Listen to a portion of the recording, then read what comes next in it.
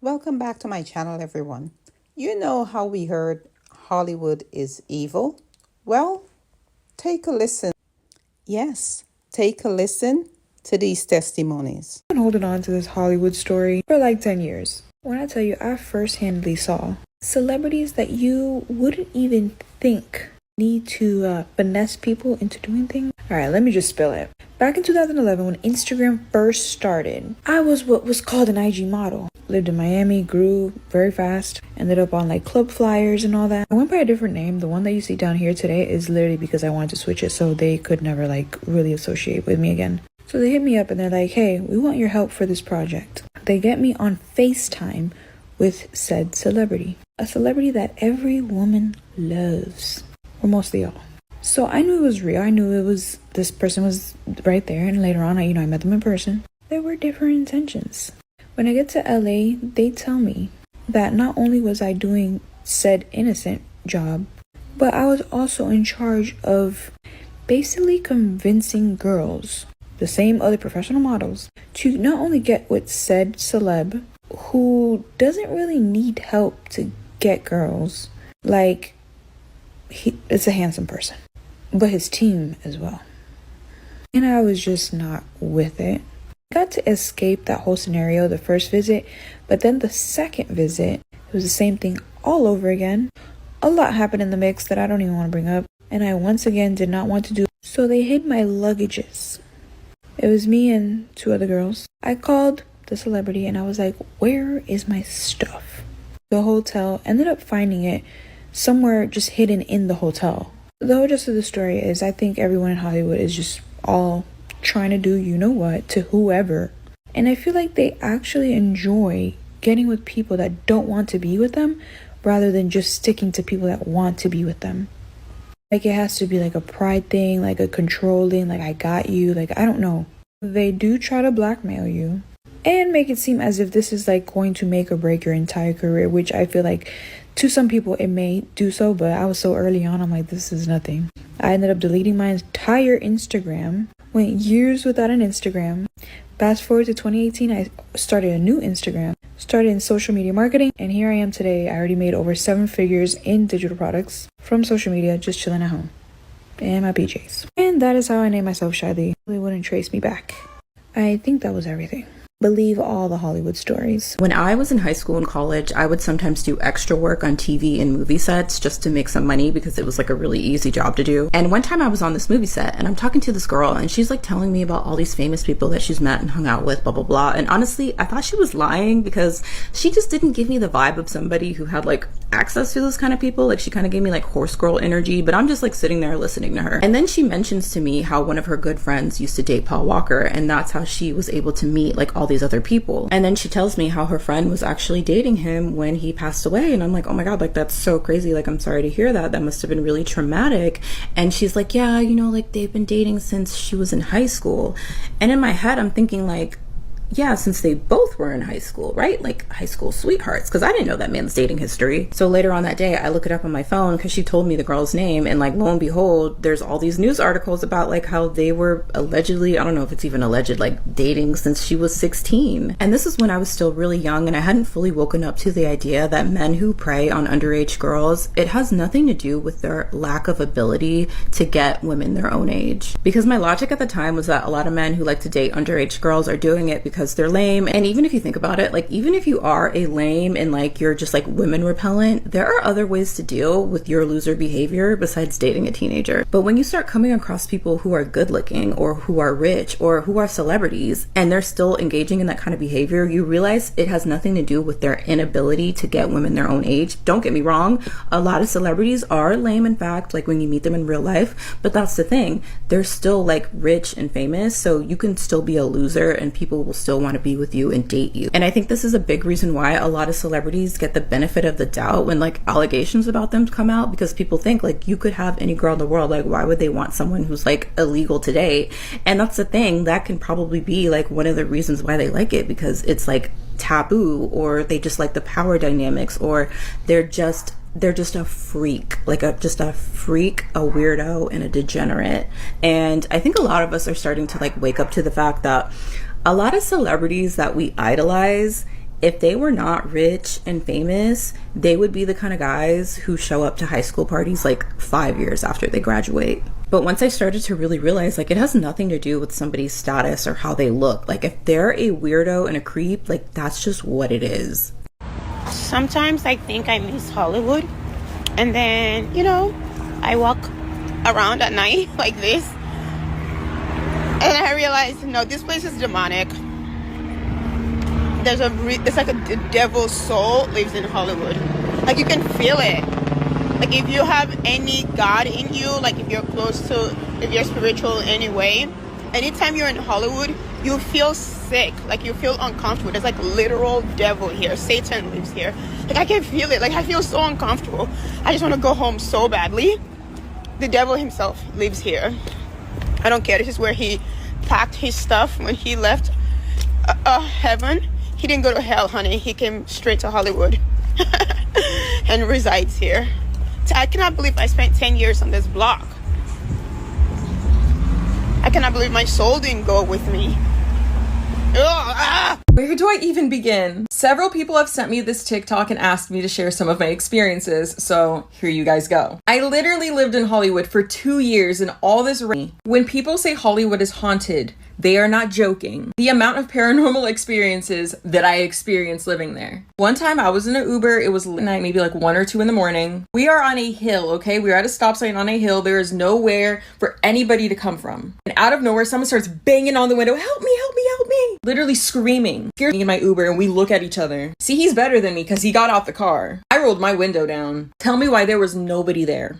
In the building that I used to live in, several people have allegedly taken their own lives. The amount of times that my sheets would be pulled off of my body in my bed, forks thrown at me, papers flying. And it ain't just the ghost you gotta be scared of, it's the people alive too. This woman used to stand outside my window, okay? She put butter in a sock. I kid you not, this is not iCarly, this really happened. Anytime somebody went by on a bike, whack. Anytime somebody walked by, whack. Try to drive your car past her, she's gonna smash your window in. I have almost been pulled into several people's cars. While waiting for Ubers or, walking around, I have been grabbed by random men and they would start literally like kissing me up my arm, on my cheek. There's a museum of death. I don't know why I went in there, but I did. And I'm pretty sure something followed me out. Let me not even get into what I saw at this party. While looking for the bathroom, I opened up a door I shouldn't have. And I saw some I shouldn't have. And I genuinely wish I could erase it from my memory. And the only way I got out of that situation was pretending that I was high and drunk and acted like I didn't see anything. The things that I was offered in exchange for money and fame. I'm sure some of y'all hear about, the satanic shits out in Hollywood allegedly, and some of y'all probably think, oh, it's probably just like a joke or like a rumor. People that you wouldn't even expect to be involved in that stuff are involved. The amount of times that I would witness literal children in adult spaces, lifestyle that you see a lot of these IG models and Instagram famous people living. You think all these girls are funding these expensive lifestyles with brand deals? With a little Taco Bell sponsor? That ain't their only sponsor. I don't understand why all these movies try to make Hollywood look like this glamorous place. There's over 50,000 homeless people in Los Angeles.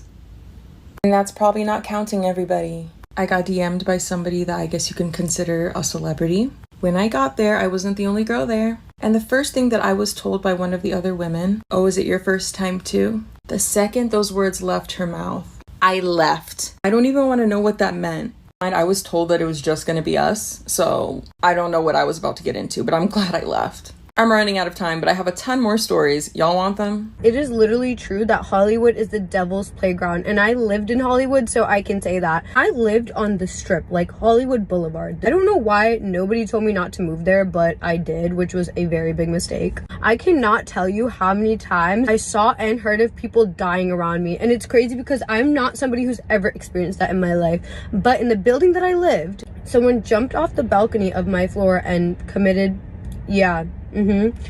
someone also on my floor, and his body was left to rot for months, probably like 8 months since before I had moved in, which is insane.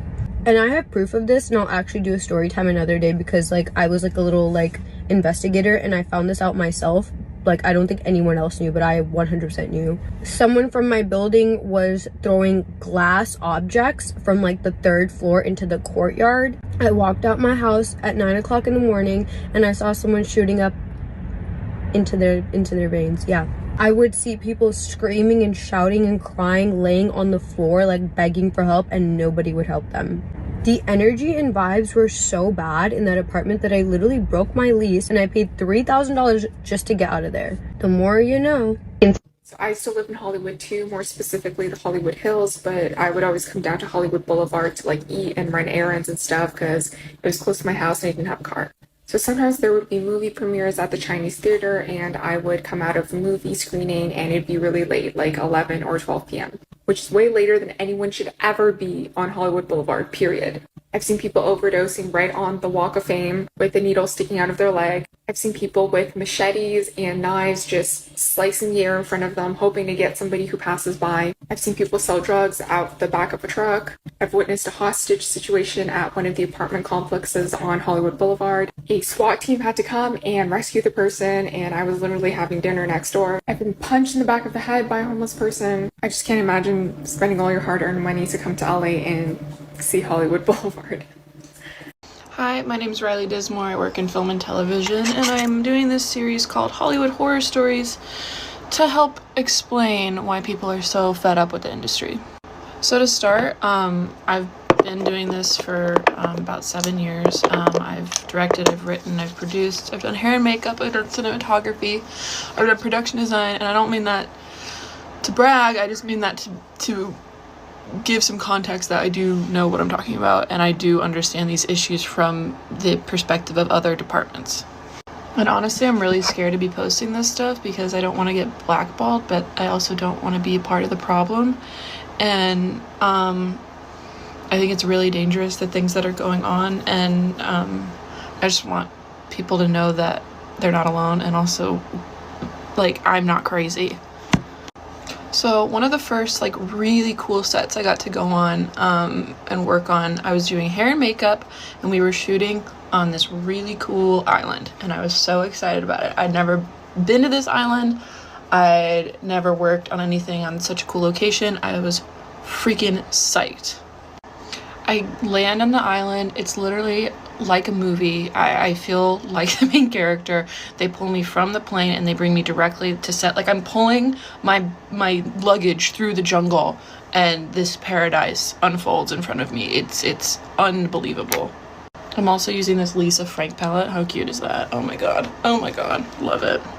And on top of that, that was the first time that I got to work with a big actor that I really admired. I was so excited to meet her and do her makeup and essentially live with her for a month on this island. It was amazing. And I was doing makeup on this movie, and the main actress was not this actor that I was excited to work with. She was another girl who was lovely, woman who was lovely.